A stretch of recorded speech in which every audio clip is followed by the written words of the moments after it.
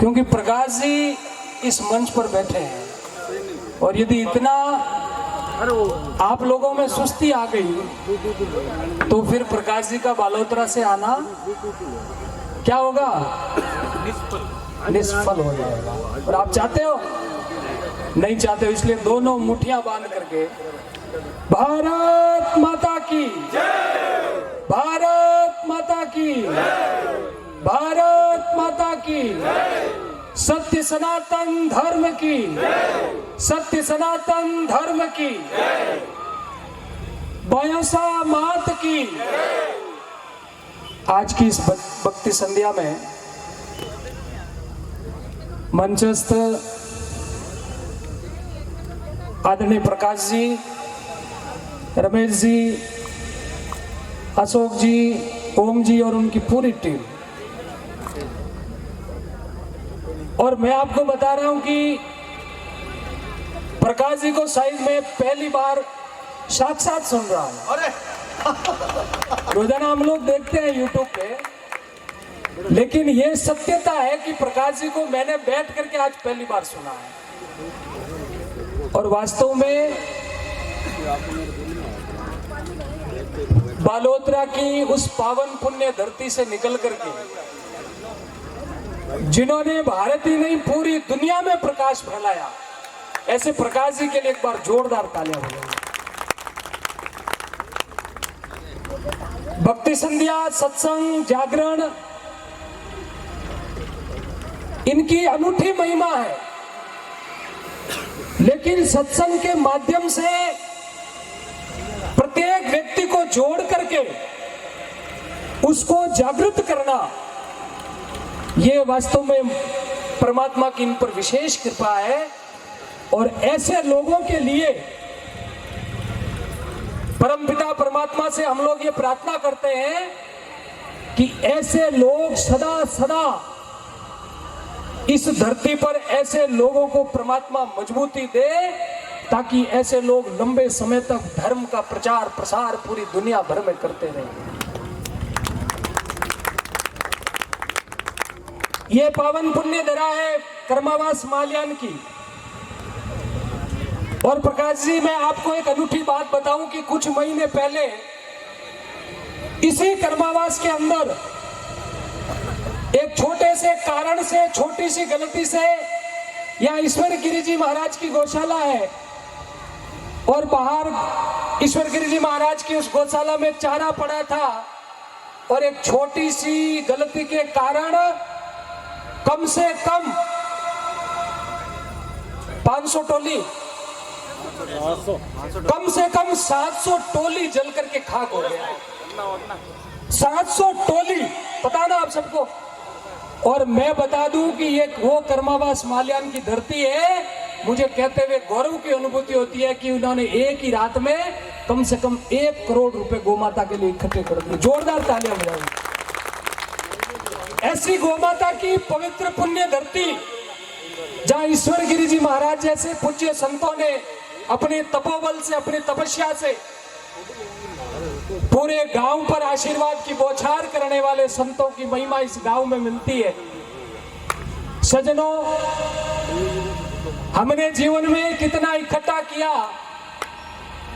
हमने जीवन में कौन सी उपलब्धि प्राप्त की, हमने जीवन में कितना मान और सम्मान कमाया, हमने जीवन में कितनी पद और प्रतिष्ठाएं कमाई, ये आपके जीवन में कभी मायने नहीं रखेगी। आपने जीवन में समाज, राष्ट्र और धर्म के लिए क्या किया, ये जीवन में कहीं ना कहीं आपके मायने रखेगा। और जो व्यक्ति, भारत का व्यक्ति और भारत का संत जहां पर जाकर के खड़ा हो जाता है, पूरी दुनिया उसे गौरव से देखती है कि भारत से आया है। और आज हमें देखने को मिल रहा है, असंभव कुछ भी नहीं है। मूल भारतीय ब्रिटेन की धरती पर जाकर के प्रधानमंत्री बन सकता है, हम सब के लिए गौरव का विषय है। महापुरुषों ने लिखा है, कई वर्षों पहले स्वामी विवेकानंद जी शिकागो की धरती पर जाकर के कहते हैं, गर्व से कहो हम सब आवाज थोड़ी जोर से, हम सब हिंदू है। जब मेरे स्वामी विवेकानंद जी अमेरिका की धरती पर जाकर के कह सकते हैं तो हमें कहना चाहिए। लेकिन आज जाति पाति मत मजहब इन सब में बट करके हिंदू खंड खंड भागों में बिखर गया। और पुनः धर्मो रक्षति रक्षिताः। सज्जनों, यदि धर्म की रक्षा हम लोग कर पाए तो निश्चित ही धर्म हमारी रक्षा करेगा, और धर्म की रक्षा नहीं कर पाए तो धर्म कतई तुम्हें स्वीकार नहीं करेगा। अपने तुच्छ स्वार्थों के लिए हम स्वार्थ को आगे रख करके धर्म को यदि पीछे रखेंगे तो आने वाली पीढ़ियां कभी माफ नहीं करेगी। और मैं बता रहा हूं, कल हमारा कार्यक्रम है मथानिया के अंदर, और मथानिया में धर्म सभा है। सेठाराम जी परियार जो मथानिया की धरती पर हुए, उन्होंने कार सेवा में अयोध्या में जाकर के अपने प्राणों को बलिदान कर दिया। और प्रकाश जी ने एक भजन गाया था, कोटि कोटि हिंदू जन, याद है आपको? सौगंध राम की खाते हैं, मंदिर वही बनाएंगे। और आज 500 साल बाद में उसी अयोध्या की भूमि पर 500 साल बाद लाखों कोटि कोटि हिंदुओं के बलिदान के बाद, लाखों संतों के बलिदान के बाद, कई सारी लड़ाइयों के बाद आज उसी राष्ट्र मंदिर की जो कल्पना हमारे पूर्वजों ने ली थी, वही सपना अयोध्या में भव्य दिव्य राम मंदिर का निर्माण हो रहा है। और मुझे पता है कि कर्मावास की धरती से भी हर हिंदू के घर से निधि समर्पण में आप लोगों ने सहयोग किया होगा।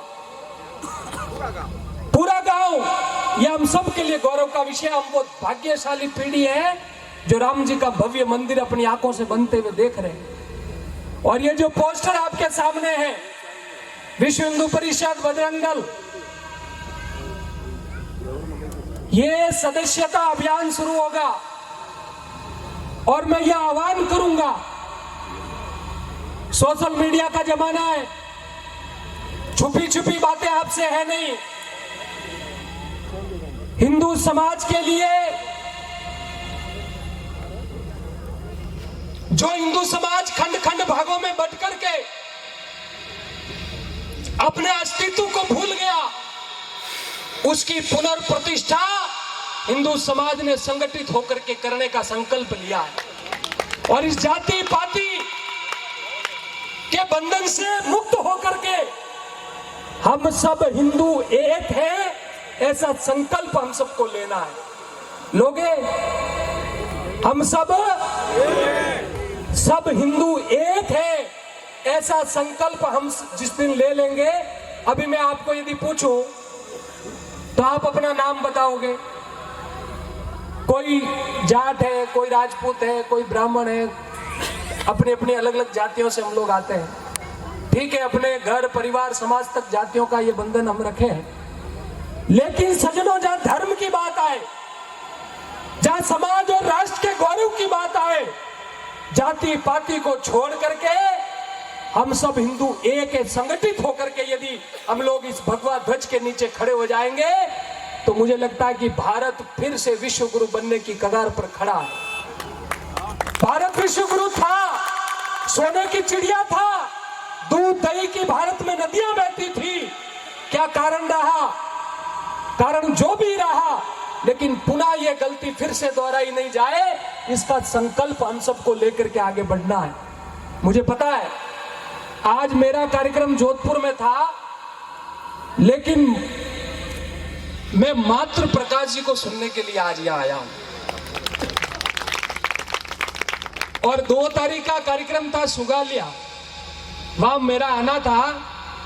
उन्होंने काफी दिन से निमंत्रण के लिए उन्होंने बहुत सारा प्रयास किया, लेकिन मेरा प्रवास लंबा था, इसलिए मेरी बहुत इच्छा थी लेकिन मैं आ नहीं पाया। लेकिन माँ बायोसा की इतनी असीम कृपा हुई कि प्रकाश जी और उनकी पूरी टीम के दर्शन और साथ साथ आप सबके दर्शन करने का सौभाग्य मुझे प्राप्त हुआ। मैं पुनः आपसे ये निवेदन करूंगा कि जितने भी आपके गांव में हिंदू समाज के जागृत भाई बहन हैं, ये अभियान जब शुरू होगा आपके गांव में भी हम लोग आएंगे और आपसे कुछ भी नहीं चाहिए। आप मात्र और मात्र ये संकल्प लोगे कि जब भी धर्म पर किसी बात का आघात आया, धर्म को क्षति पहुंचाने का किसी ने प्रयास किया, तब हम सब घरों से निकलेंगे महाराणा प्रताप की भांति, छत्रपति शिवाजी की भांति, भगत सिंह की भांति, और अपने भारत की पुनर्प्रतिष्ठा का जागरण हम सब लोग संगठित होकर के मिलकर के करने का प्रयास करेंगे। ये संकल्प आप सब लोग करेंगे।